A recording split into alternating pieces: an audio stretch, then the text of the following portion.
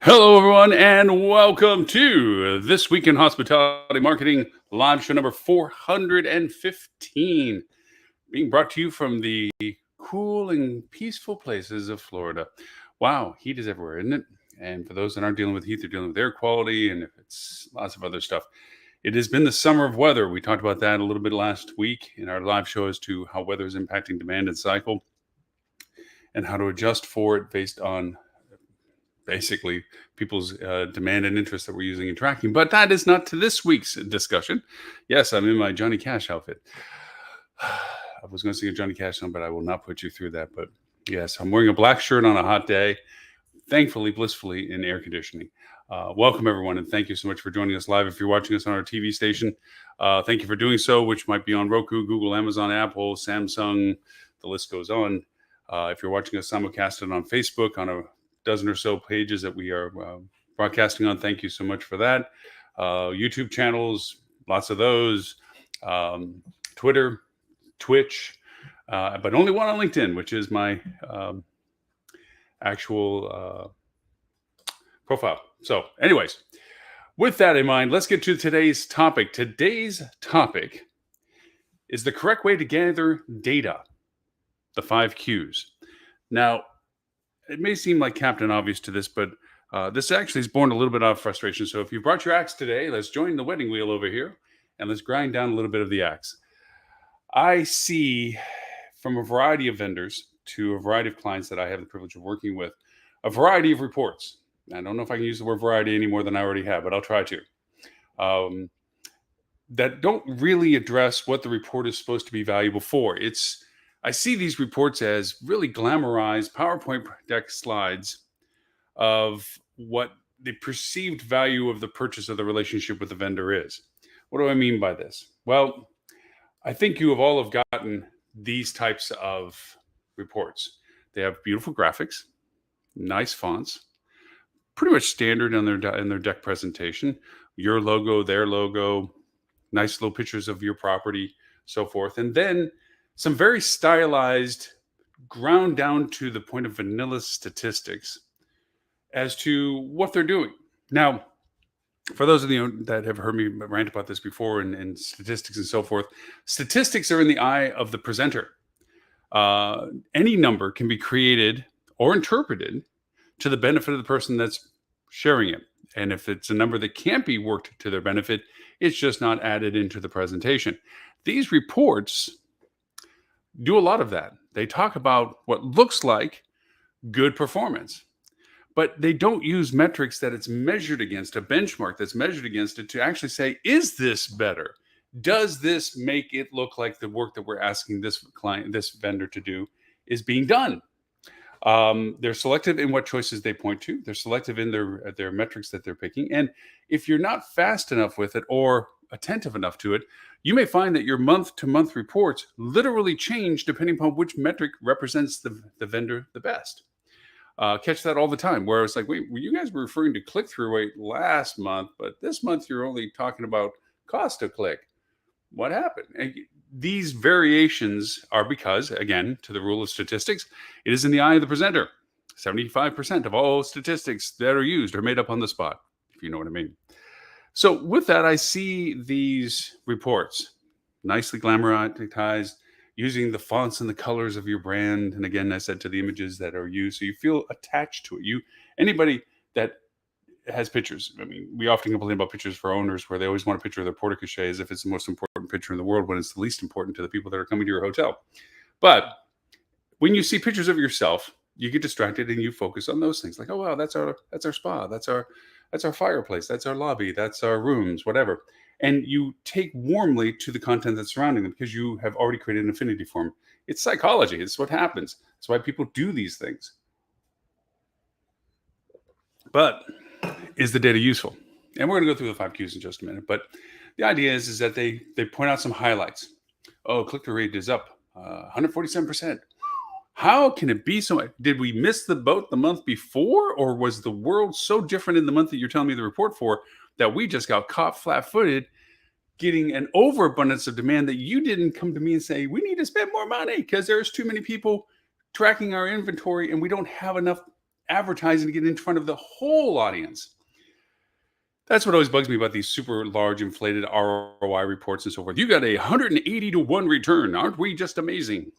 That means to me, from the world of my real KPI, which is gross revenue, top line revenue, feeding the funnel, okay, is we had such an abundance of demand that what we were exposing ourselves to is to the voice of what we're out there for.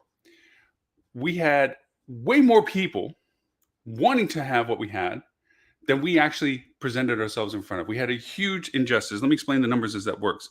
100,000 people are the full audience for what you're targeting for. And I say that from the ideas of your keywords, your promotions, your demand to market, what have you. It's called total impression count.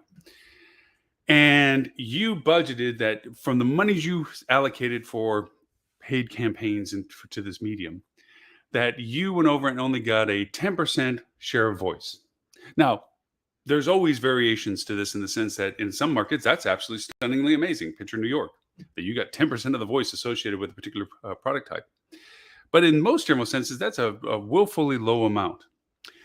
And your vendor is saying you got 150 to 1 return for us getting out to the market, meaning they spent your money. From the money that they spent with you, they said that it returned that much more in return to you. Okay.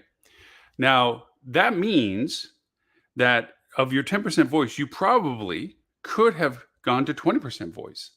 What would that have done? Would that have just doubled your potential revenue? No, it would have actually five-folded your revenue, increased more, because it's a geometric growth, not just a doubling up growth. So I would much rather run at a 10 to 1 and have a 40% share of the voice than 150 or 15 to 1, okay, and have 10% of the voice, because that meant that there was more money to yield for that channel. You know what should have happened from that? The vendor should have approached you way early on when that was happening and said, guys, we're riding a wave here. There is a huge demand to your market. If they were a better vendor, they would have known that this demand would have been coming for this month, because they were looking at the numbers for the traffic prior to the month and saying, we're getting a lot of searches compared to year over year, compared to average weighted mean over the past few years, because we have so many variations these past few years. We've had those discussions on the show. And we really need to get in front of you and say, hey, look, I know you only budgeted $5,000 for us to do paid campaigns, but we're seeing very early on pace. And our budget is limiting our ability to get in front of all the people that are looking for us right now. We really need to either take the money you're giving us and say, to prove our point, we're going to open up the funnel to our budgeting for the first week. And if our budget is really burning through and creating the conversions, not just the volume of interest, but actually is translating the traffic that it's getting in front of into actual conversions, which is a monitoring process, then you now have the justification to give us even more money, because this is going to feed a larger volume of top line revenue. Now, if that goal is never really defined to your vendor, shame on you. They should ask for it, but in all honesty, you should also know that this is the metric that you're holding them to, and that is total contribution of what they're doing. If you go over and some vendor comes to you and says, hey, we got a 20 to 1 return, here's your $50,000 for what you gave us. It's great. I needed $500,000, or I needed a 20% contribution of this channel compared to the 5% contribution that this represents. Those are the clarities of conversations of defining KPIs to your vendor so that they know what they're shooting for, which makes the dialogue of them coming back and asking for money because the demand to your market is proving it can be valuable a lot easier than a very elongated, say a vendor is proactive and a week into the month, they're seeing this trend and they go over and reach out to their contact at your property or your business. And they share this revelation that you are having a huge demand to market, just like they said maybe the month before. Maybe they're a really good vendor. And they told you this was coming and that we should be prepared for it. We should look at expanding our budgets and so forth. And they tried to go as much I told you so as they could. And in the first week, it's validating everything they told you. If you don't have the infrastructure to handle that type of dialogue, they go to their contact person. The contact person isn't the person of authority usually that can designate increases in budgets. They have the same constrictions that everybody else has. Hey, I have a budget line. I can't go over it, which is, we've had those discussions of how that doesn't work well. So then they have to go to their superior and say, hey, our paid search vendor is telling us this. They told us this was a potential. It's proving to be true. And they're saying they really want to allocate more budget. What usually happens is, well, what are we going to get for that? The typical three questions: what are we going to get for it? How much is it going to cost us? And who else is doing it? The kind of mentality. Or they might go over and say, well, can you give me some information that validates why you're asking for money? And maybe the vendor is really that good and they went over and already provided that data showing here's our pace, here's our spend, here's how we opened up the budget and how it showed that it was still very fertile ground, that the percentage of voice that we got for all the demand to the market is generating that revenue we're looking for. Maybe they have all that and they already gave it to their client, their client rep. And the client rep brings that back to the decision maker, and the decision maker goes, and depends upon how your internal culture is, say, well, we don't have the money budgeted for that. If you're in that constraint in your organization, you're literally closing your door while customers are knocking on it to come in and buy your product. I'm sorry, we only have so much money for the electric bill and we have to turn it off at 5 p.m. because we don't want to spend more money on that, even though we could probably make a 10 ton more money by opening the door and letting you buy our product. That's what that kind of decision makes. But say, for instance, being all positive today, that the organization realizes they have the opportunity to drive more revenue through the channel. Here's where the caveats of discussion come. Well, if it doesn't, who's going to blame? Who's going to stick their neck out? Is it the guy that makes the decision to spend more money? That is he at risk politically, internally in the organization? That, maybe this decision will put him in jeopardy if it doesn't come through at the level they want. Now he has to answer for the fact he blew a line budget item for a hunch that it was going to be a better production. Again, the culture of the business warrants whether or not that's a acceptable risk or a risky decision to make. But either which way, it usually takes a few days in the dialogue of the back and forth between vendor and client, client and client, client internally back to the vendor, vendor back to the client for the final decisions, that maybe that demand cycle got lost. Maybe by the time they actually convoke some changes, that the real true positive impact that everybody was basing the decision on doesn't come through. And now there's the jeopardy of who's holding the bag of poop at the end, that what you said was the reason for us to do this budget busting decision didn't come at the levels that you promised us, how that word got thrown in, at the levels that were promised us to make the decision to allow it. This is where reporting comes in. See, you knew I wasn't just going to complain about this as I was going to give you a solution for this. This is where good reporting comes in. That's dynamic and persistent, not forensic and historical. And what I mean by forensic is literally post-mortem kind of look. What did we do? How did it do this? And then I'm staring at a report from another vendor to a client of mine about their performance and metrics associated with what they've done for them for their paid campaigns. And this is why I'm drawing upon the information that is not useful.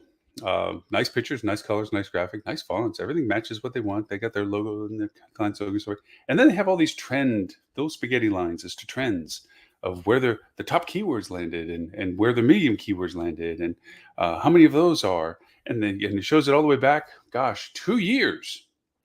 So that actually softens the fact that for the past 1, 2, 3, 4 months, according to this very granular chart, they've actually been low and then trending on a plateau.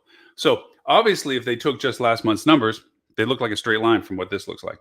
So they had to stretch out the graph to show that it's actually like a stock market, higher than you were getting 2 years ago, 2.5 years ago. Wow. That's the power of statistics. Let's make a number to make it look like everything's okay. When in fact, if I look close enough and have to really zoom down on it, they started with a pretty heavy dip first quarter this year, came up, spring break it looks like, and then kind of at plateau and actually slightly sloping downwards as to their organic keyword placements, which I guess is a positive number they like referring to. And in this case, they have to really stylize it out a little bit to make sure that the number doesn't look bad. Like, why is this thing going down? Why is the arrow going down? Why are we not going up every day? They did it by expanding the chart to make it look like, hey, everything's fine. Look, it's higher than way back over here, whenever that was. What's use of that? And just to grind an axe on this one, what does this do? Is it a affirmation for the vendor? Like, hey, you're doing a good job. Pat you on the head. Here's a cookie. Here's a report that says you're doing good for us. No. Does it say, what should we do about it? No, because there's nothing really to say what to do about it. I don't know what the reference is. The fact that there's X hundreds of keywords in the top 3 for June compared to, a year ago, there was lesser. So They got more words in the top 3 positions for them year over year. What does that mean? I mean, at the end of the day, the person is looking at this to validate whether or not we keep them as a vendor. What are they supposed to do with this? That it's okay to keep sending checks to them every month when they get a bill? Or is this an action item? Like, well, should we do something more? Or is it, oh, we don't have to worry about our keywords because they're better than they were last year? Where does that land from? And even if it was a particular project, if say it is a KPI that last year in the discussion with the vendor, they decided they wanted to expand their top keyword presence, they wanted to expand how many keywords they were showing up for. What does that translate to? In the sense of does that generate the dollars? Did it generate the dollars? What impact did it have? Was it just a feel good number that we were able to expand our number top 10 keywords? Or was it a really strategic play because by doing that, it created a number correlation to another piece of data that said, because we expanded our keywords from X to Y, we have been able to improve our conversions or our audience growth to X or our ability to generate revenue over here incrementally more. Where's the connect the dots to this program? That's when the reports begin to become a little bit more useful, even if they are forensic like this. Then there's some schedule information like, hey, we've been so good. You know, we asked you for data by this date and we updated the content and this and this. That's an affirmation. This is just affirmation that, you know, pat us on the head. We're doing what we said, which is every month we're improving something or adding content to something, which goes back to the keyword discovery stuff. I'll be honest with you, improving and expanding content and being progressive. And this is a positive in the sense that they're actively every month adding additional content to what they're doing is a progressively positive thing. So often, so many clients say they just spent the money for a website. It's out of the budget for next year because we paid for it last year. And they let it sit and rot. And then eventually, after a couple of years, they start complaining about a website that isn't performing. And all they remember is it seems like yesterday they made a new website when in fact it's been a few years. They haven't continued to invest in its content creation, content development, refinement, SEO optimization, all the ditch digging, unpopular but necessary things to do. And now the website isn't performing well. And now they start blaming, well, you guys are the ones that sold us on this new website. Why is this not doing all the stuff we're doing? Because it's 3 or 2 years old. You've not given us any opportunity to expand what's on it. And therefore, it's diminishing in its value performance because your competitors are making new websites or have made new websites or continue to add to their websites. These have to be candid discussions between client and vendor. If vendor is being held accountable, the client needs to be held accountable as well and understand what the commitment is of doing things like this. So maybe this report about how the content is being continually added each month is a way of opening that dialogue. I would like to positively think so, that it has that potential. Then there's other numbers that are just cute little green blocks that say we spent this, we got these many impressions. Oh my God, is that one of the most useless numbers in the world? Truly, genuinely, it's a vanity number that no longer has relevance, except for in context to your segmentation of the traffic on your website based in the cumulative amount of people that may have been exposed to your website.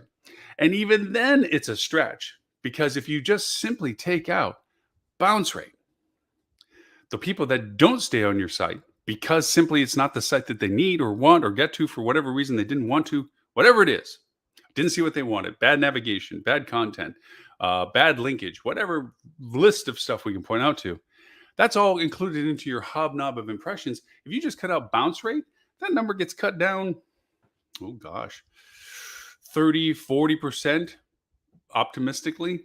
Pessimistically, it could be even higher depending upon numbers and product and how well your website's performing. So cut that bad boy in half, and now you're down to a few 100,000 impressions. Great. Now that's the number. The people that actually came to your website and navigated on your website, not the ones that bounced. Take that number right off. So impressions, what? Okay. That's like a click counter from 25 years ago. Then that number has some relevance because then you're looking at the entire context of those people that engaged with your website. What was their engagement levels, the duration, the number of pages? Those are still vanity metrics, but at least they're useful vanity metrics in the fact that they can be used to interpret the value of the content and its driving force to continue the engagement process, time on site, so forth. They're usable, but there's even more usable, and that's where we're going to get to the 5 Qs in just a minute.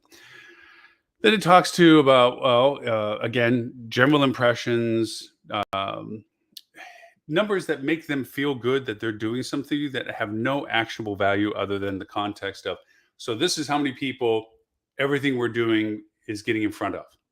Doesn't mean that there's anything valuable about that.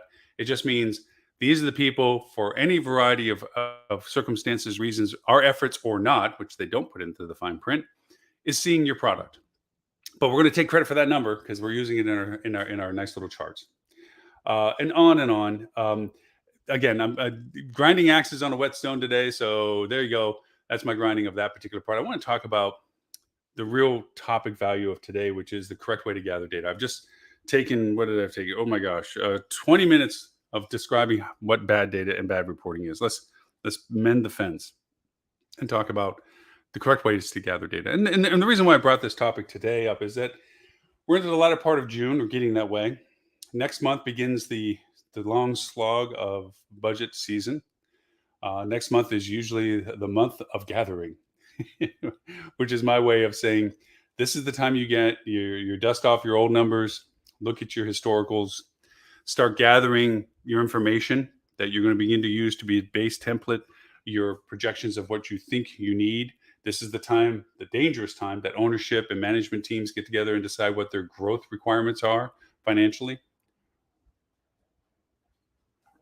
And from that, they put the carrot on the stick for everybody to go chase after, that everybody's then responsible for finding mystical ways to hit that number that is artificially created. And it is artificially created, because forecast modeling, I've yet to come across a client that does proper modeling. What is modeling? Modeling is the mathematical analysis of trends, pace, and data associated with the anticipation of interpretation of the data for growth or diminishment based on the principles of historical patterns, again, trend and pace, so that the modeling is based on realistic expectations rather than artificial assignments of what they need to do. Now, I'm not saying that we don't have a goal that we should always shoot for. I'm not saying that there shouldn't be aspirations as to what we think we can develop. If you're simply settling for what you think you could do based on what you've done, that's not a goal. So please understand, I'm not saying that is the better way of doing things. But proper modeling gives you benchmarks. Proper modeling says, this is what we should expect. So if we're looking to create anything beyond our benchmark of expectation, what uniquely variant things do we have to do to create that increase compared to what we consider to be what we're going to get anyway? That's the value of modeling. That's the baseline of saying, here's what we got and going forward. From your departmental requirements of marketing or revenues or sales is to determine, sales is a good example. What's our return business? What is coming into next year that we have the opportunity from citywides and or other increased events, or now having had events that have now another annual renewal to it, like the first annual happened this year, so there's a second one next year. Knowing the impact historical for that, what's our expectations for next year? What did we actually get from this year that we can think that we can do better on getting more of next year? That's what this next month is about, and that requires data. I can honestly tell you the glitzy, very nice looking PowerPoint deck of reporting from the vendor that I was just rambling about in my mental exercise with you is not the source of that data. The data you need is more dynamic. The data you need is more engaging. The data you need has more granularity to it. And I'm now speaking directly to the marketers. Revenue management should ask proper questions. And it's not about occupancy, length of stays, booking windows, and historical patterns of source of business. This is what, going to the marketing, is are you seeing that will tell me where I can target more business and generate more rate opportunities and or offer packages and or ways of getting more of business from demographics, geographies, and so forth. So let's go through the 5 Qs related to proper gathering of data. When I say the 5 Qs, this isn't rocket scientist, but this is an applicability of the who, what, where, when, why, and how. So who are my guests? Can you answer that question? Who are your guests? Now, the correct answer is it changes all the time. Your guests are not one entity. Your guests aren't just one demographic. Even if you were to assign a value proposition to your brand, that your brand was created for a demographic type, okay? There is variations as to that type and other interests from other types of people on simplicities of seasonality, event-driven, holiday-driven. These things change the dynamics of who will walk in your door. You might be that trendy Euro chic, a hotel that has cute meat slicers in your breakfast thing, and you have breakfasts that families from the US go, "Where's the waffles?" Um, but you're still gonna get those families that walk in and go, "Where's the waffles?" 'Cause your location is prime, your rate is prime, your convenience, whatever, is prime, the redemption of points are prime, whatever. You're gonna get those other people in. Is there a value proposition to cultivating that relationship at times when you're hipster, traveling nomad demographic isn't as in high demand for you? Can you fill it with other demand type cycles? So, who are your guests? Do you have a means of finding that data? And if so, what is it? We'll talk about that. Next question. What is getting sold? Can you answer that? I mean, honestly, as a management or ownership group, do you know what your best selling product is at any one time? What's persistently your best selling product? Good question to ask, right? Now, sure, you have other large save the world decisions you have to make, but in your role, people in their roles look up to you as to knowing the context of what they do for you. That is the role of management. Okay. Leadership. I wouldn't say management. Management and leadership are two different things. A leader's role is to be that person that appreciates and understands the perspective and the requests and the demands to their team so that they have the answers and the perspective of what they're asking of them to do. And that comes from knowing what they're selling. What is getting sold? How do you find that out? What do you do with it? We'll get to the where you find that out part. Where am I selling it? Okay, so the first two questions through. Third question, where am I selling it? What channels? What are your channels of contribution? What are the value of those channels? What is the cost of those channels? Why are those channels being used by the people that you're selling to? And why are those channels being used for the product that they're purchasing? It's a correlation. They're not all silos. The who, the what, and the wheres aren't separate silos. They're intertwined with a whole answer combination between all three of them. Okay, but where you're selling it, you should understand your channels of demand, your channels of cost, and what's being produced from all of those, and what's the value of those channels and their conversion values to know what your channel costs are, to know whether or not you invest heavier into your lower cost channels, or whether it's just beating a bush that you've had voice saturation and that you can't yield more from it for the money you're spending to it, because even more money into it isn't going to give you the return from that money that you need. So you have to look at other channels that may be more costly, but there's a huge or larger opportunity of growth in those channels that is realized. Those are strategies that are at your level of decision making, or the people that you have thinking about those things level of decision making with your endorsement. So the where am I selling it is a critical component. The next is, when is all this happening? Now, you can refer to it the way revenue managers do as to, well, this is my booking window. Marketers know that the booking window is only at the very end of everything else that happened before it. Literally, that booking window is the prime of everything that has been accumulating them to herd them into that spot that these things happen. Their whole discovery, education funnel, for simplicity conversations, has driven these people to the point where they're at that booking window. So don't look at it in just those terms. When is this happening is months in the making, weeks in the making, if not at least. Where did the interest initially come from? Where did the interest come to? What did they find from? Where else did they look to? What other combinations? In other words, attribution. How does all that put together? So that's the when is this happening? Why is it happening? That's a hard question, because sometimes you're now inferring based on your personas and the drivers as to why people purchase the way they do, when they do, for what they do. The why is challenging, because the why means that you have to pre-qualify how you're looking at your guests. The why is really much more connected to the who than most of the others. Not that it's not connected to the others, but the who and the why are very, very tightly connected, because to answer the why, you need to know the who more than anything. Why people are buying, how they're buying, and what they're buying is related to you identifying what you think are the driving factors.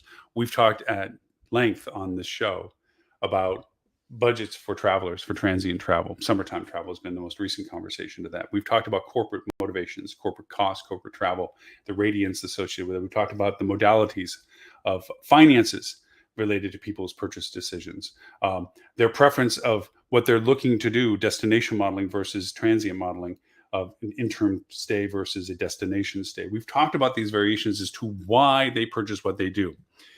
Very few people, just to put it in a very simplistic way, stay at a full featured resort because they're between point A and point C, unless they plan on spending enough duration of time that being at your resort validates their interim stop with you.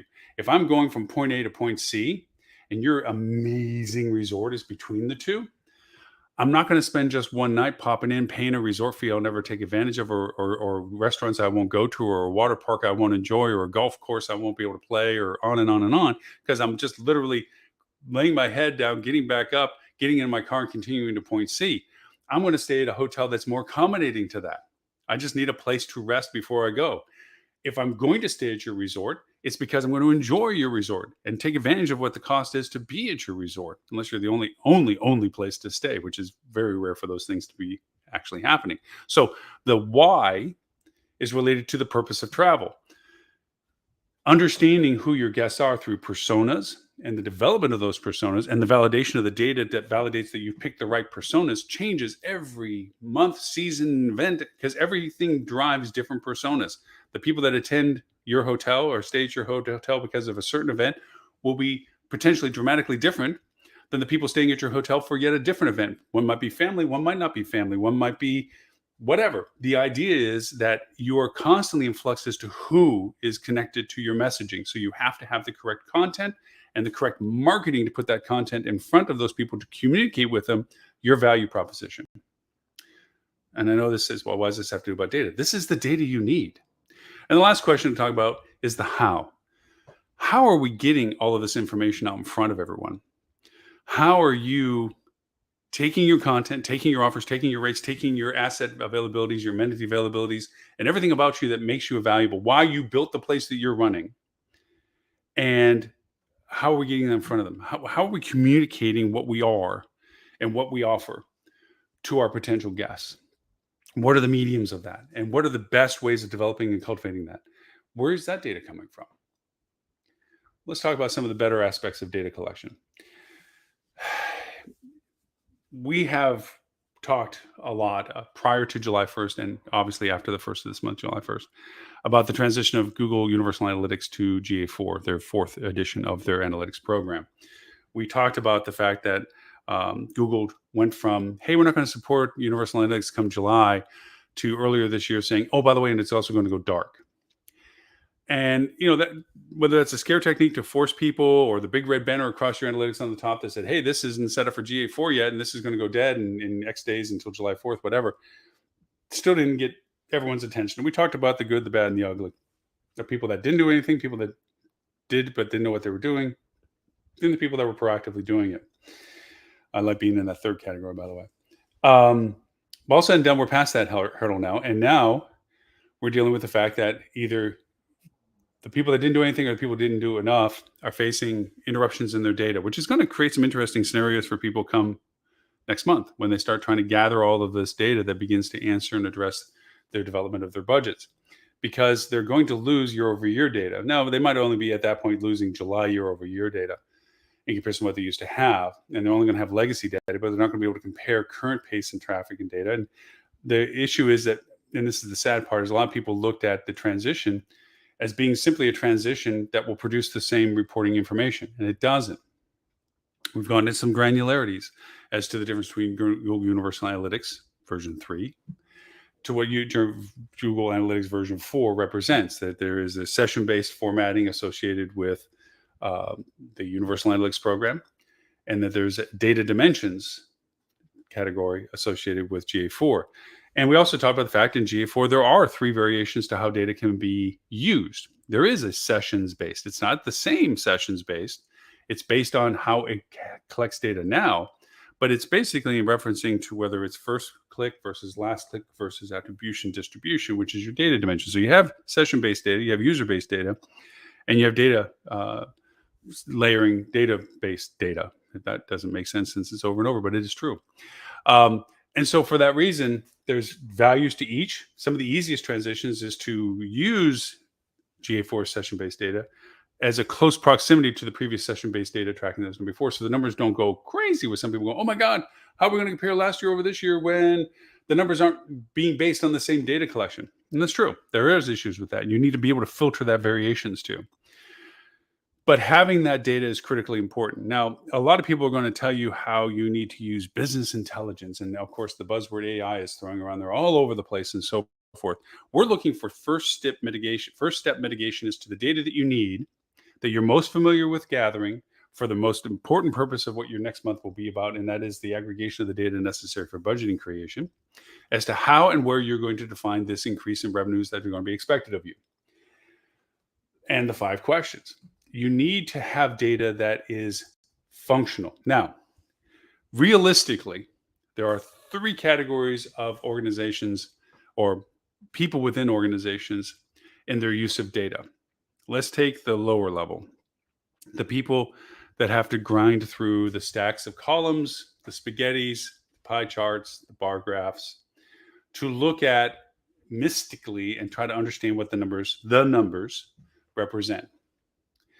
Then you have the interim group of people that benefit from the first group of people looking at this and making some sort of interpretations to that data.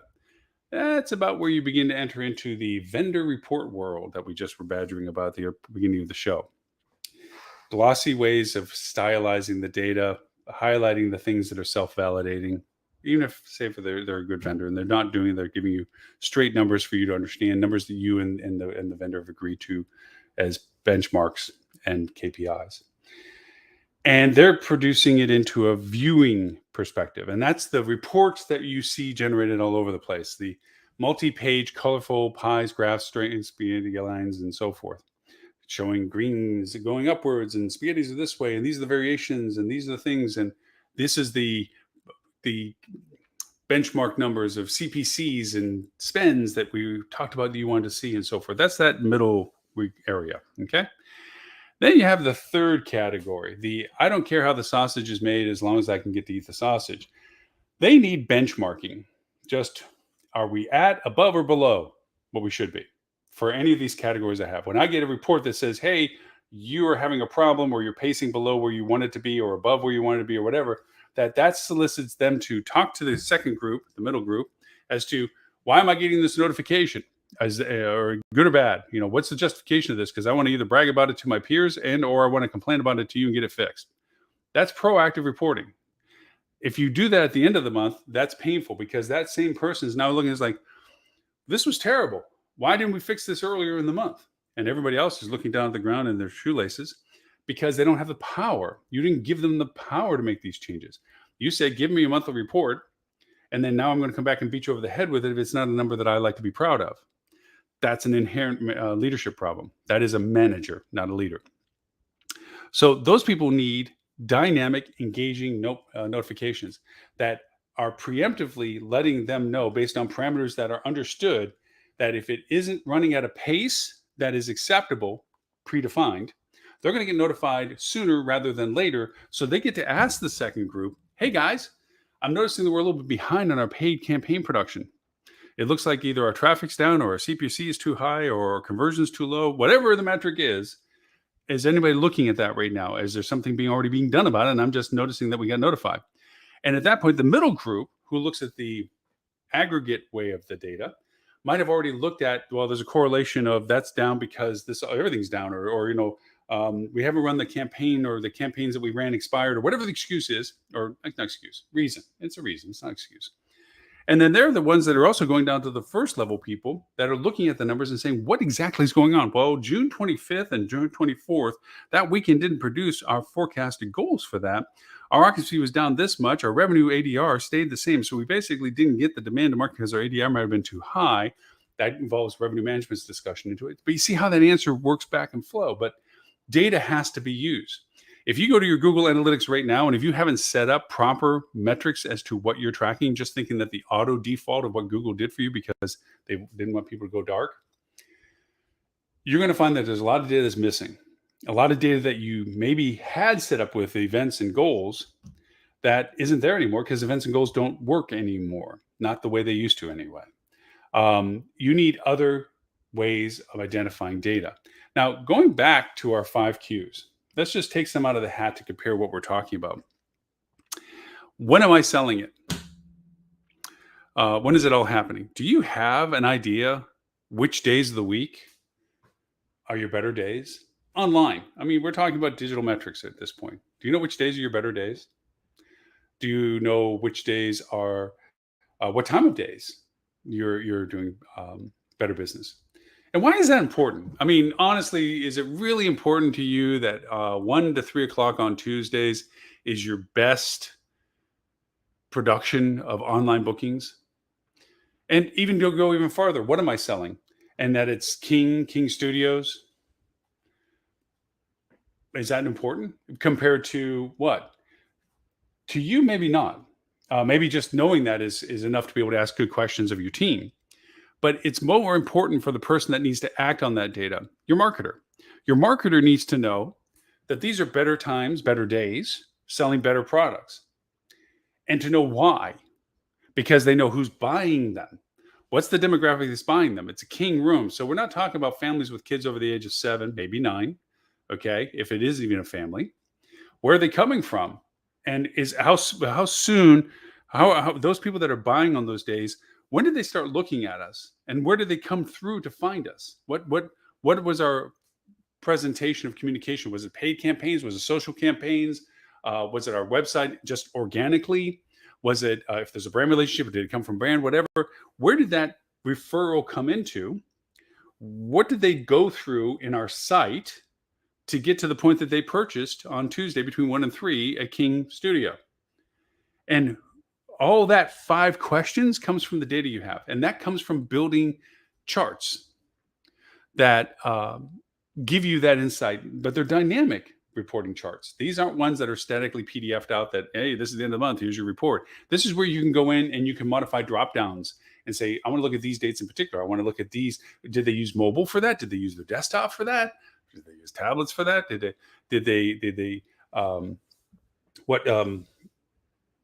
The channel versus the device versus the time of day, so forth. These are questions that help marketing understand not just forensically if they're doing something correct and the validation of their strategy, but also the interpretations of tweaking and modifying and proactively looking at what they need to do forward, aka budgeting. Okay, knowing this data, we can replicate these types of patterns next time. When next time comes up next year, we can say, well, you know what? These people came from this geography. This demography was the ones that did this. And they bought these types of products this far ahead after they looked this long at it. That creates a marketing strategy. And if you look at your channel and you say, well, that channel cost me this much to produce stuff from it, and this was the yield from it, then I know if I spend this much more or as much or less, or shifting money over to this channel instead, that I can expect this type of yield. Now the marketer in data can actually validate what they can do about next year's budget. I feel that July next year or June next year, I can focus on these demographics this far ahead in time in these geographies on these channels, spending this much money with this type of return that historically can be shown as being as viable. And from that, based on what rates we were asking for, mind you, if that pattern's still to those people, that I should expect this type of yield. And that number makes it work for budgeting creation. How do you do all this? Well, again, going back to there's a lot of places I want to show you shiny, glitzy BI tools and use the AI buzzword of like, well, AI is going to help you figure all this stuff. No, AI is a right now, currently version 1, generation 1 is a child. It will tell you whatever you want to hear based on whatever it already knows. It can find out. Doesn't mean that it's true. Doesn't mean it's factual. Doesn't mean it's fact checked. It just will answer your question to answer your question for what it can find. That's it.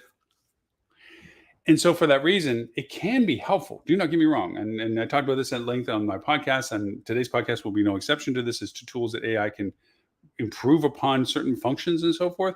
But it's a mirror tool. It's a validation, verification, interpretation tool that always, always, always goes through human intervention of reality, confirmation, and truth. And from that, this kind of data, the reports, are helpful in a format that the user needs to understand. Level 1 user, not level 1, the first generation of data grinders They want granular data. They need to see the segmentations, variations, and ways to combine it correctly, not the blitzed version. The middle people need a blitzed version because they're aggregating from maybe a variety of sources, variety of properties, and so forth. They need a more aggregate data. I'm not faulting them for the fact that they need aggregated data. I just need to make sure that it's not cotton candy data. And then the third party, the money makers, the money authority, okay, the C levels and so forth, and ownerships and senior management need to understand the metrics that bounce between two fences to make sure that they're not doing something that should be done and they're doing something that should be done. So that's where data gets useful. You can stylize it into BI tools. You can stylize it with our BI tool that gives these interpretations, does this. I always go to the idea, why spend money until you need to? First, find the validation of doing things like that. Use the free tools that are there. We're all held by the shorties with Google. We use their platforms. We use their data. It is the entity that we have to deal with, and we have to follow according to their guidelines and rules. Well, they also offer conveniently a Data Studio. Used to be Data Studio. Now it's called Looker Studio. It's free. And it connects directly to everything else Google, your paid campaigns, your analytics from your site and so forth. You can take all these data points in and say, hey, I want to do an arrivals date chart. I want to know what time of days we're doing business and tracking. In order to do all that, it's just that you don't have analytics sitting on your website. You have to make sure that you identify in your booking engine as well. Hey, I want to pull these data points that I know what they went into the booking engine for, and what is that they purchased and how did they purchase and so forth. So I can correlate the information I know from the website to that. Because with GA4, everything is being tracked. You just have to identify what you're interested in measuring, which is a big difference, as we've talked about many times, between GA3 or what Universal Analytics used to be, which you had to predefine it in order to measure it. And if you didn't predefine it, it wasn't measured. So doing the ability to look back and say, what are my better days? What are my better products? What are my better devices? Is it mobile versus desktop? Mobile looks, but desktop books. I should actually coin that phrase. Anyways, all of this geography, where are they coming from? What dates are they interested in? When are they arriving versus when are they departing? When do they book those arrivals before they depart? How far ahead? What's my actual lead time? When is it that they book compared to when do they stay? What advertising channel created that for me? You begin to ask all these really cool questions. So even though we're talking about the 5 big Qs, they're really just inception points of deeper diving data as to how to answer those top 5 questions, how to really understand where your data is coming from in a way that's useful, not just here's a report, and there's some really cute pictures of your porta cachet, Mr. Owner, and some really neat pictures of that little favorite project you had of the spa with people wearing cucumbers over their eyes or stones on their back. Yeah, there's some pictures in there too. And we're going to cotton candy the numbers that we want to show you that we're doing a good job, even though there's nothing to do about them, nothing relevant about why they're being done, other than the implied value that something's being better today than it was yesterday. That's my last grinding axe on that one. So there you have it. The correct way to gather data. The 5 Qs is a great inception point for it, but you really see that it's actually the tip of the iceberg as to answering those larger Q questions on deeper dives so that marketers can give you data-driven answers, not subjective, opinionated perspectives. That's what data does for you. That validates the numbers. It's a lot easier to go into a budget dialogue asking for money where you're not talking about you feel or it looks like or it seems or we're hoping or all these other words that get used. Here's my numbers. We spent this. This is what we did. These are the ways that it was contributed and produced to. So for us to do this, we need to spend this in these categories and we'll produce this number right here. And if they say, well, we can't give you that money, then don't expect that much money. Your choice. You told me you wanted this carrot this high. This is what it's going to take to get the carrot that you want to put that high. If you don't like it, don't expect it. I've had those conversations. It annoys the heck out of owners and senior management because you're pointing at numbers. You're pointing at data. They're pointing at expectations and desires and arbitrary things that they have in their backgrounds of finances and expansion and loans and everything else. And they're trying to make sure that a number magically makes everything like that work. And you're showing them, if you want that number, this is what it's going to take to get it. And that is a huge power shift from who's sitting behind the desk that you're presenting to the person that's standing in front of them doing the presentation. Yeah, it's fun when you're that person. It rocks. So there you have it. I think we have ground on this idea a little bit. I hope it was helpful in the perspective changes for you, because for anybody and everybody that is in the budgeting world for hospitality, you are going to be facing these things if you're not already. In the next couple of weeks, you're going to start getting data. You might be surprised that you don't have the data you used to have because anybody, whoever's responsible for it, didn't handle the transition from UA to GA4 correctly. It's going to create its own little stir. And I can tell you, business is good and the line is long of us fixing and repairing and helping and guiding and patching and all that other stuff, because a lot of companies did not go through the transition well. And they are faced with the reality that they're going to have gap points in their understanding of what they are going to project next year, and validating that with data that actually is in reference to it. So I hope you're not one of those people. And for those of you all that have reached out to us asking for help, we'll get to you. And in the meanwhile, I do hope everyone has a wonderful remainder of the July. For everyone in the heat, I empathize. Be safe. It's not to be tried with. For those that are dealing with other weather issues between severe storms and or bad air and all of the things associated with it, please go do the things that keep you safe. But most of all, stay happy. Wow, sounds like a TV show signing off. And good luck. We're all counting on you. Anyways, for everyone that's seeing us for the first time, thank you for having discovered us. You can follow us on wherever you found us. If it's TV, the Roku, Google, Amazon, Apple, Amazon, Apple, Samsung. I think I'm missing. Anyway, you just look for the Hospitality Channel. It's a TV station dedicated to the industry of hospitality. There is a pay gateway. We have lots of other content, trainings, how-tos, product presentations, and so forth behind that gateway. But you don't have to. You can always watch the show live every Friday, 11:30 a.m. We do simulcast again for our European friends at 11 o'clock Wednesday mornings, London EU time, and also 11 o'clock a.m. Sydney Australian time for our APAC friends. And the European one covers the Mideast as well. So all of our Dubai friends and everyone in the Mideast that watches the show, which, by the way, thank you so very much for doing so. You get to see a recasting again. For everyone watching us on Facebook or LinkedIn or Twitter or YouTube or Twitch, thank you very much. And thank you for all of our partners for broadcasting us on your Facebook pages, your YouTube channels, for all of that.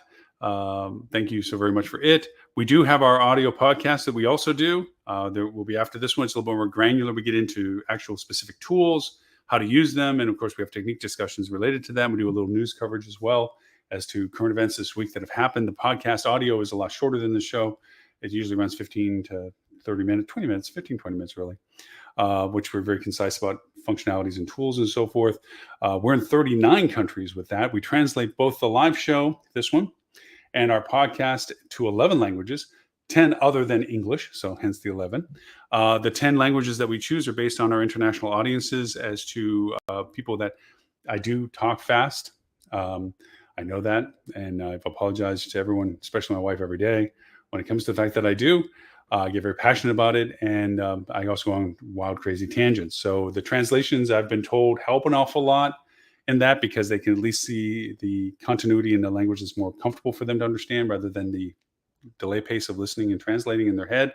I firsthand appreciate that from having just come back from Europe for 2.5 months, where I had little magical earbuds, which we talked about on the podcast, actually, the technology for those, that allowed me to listen and have it translated in English. Well, that latency between hearing it and then having it translated can be annoying. So I do appreciate people listening to my fast-paced conversation and being behind and understanding what I'm said by the time I've changed the topic. So that's where the translations come in.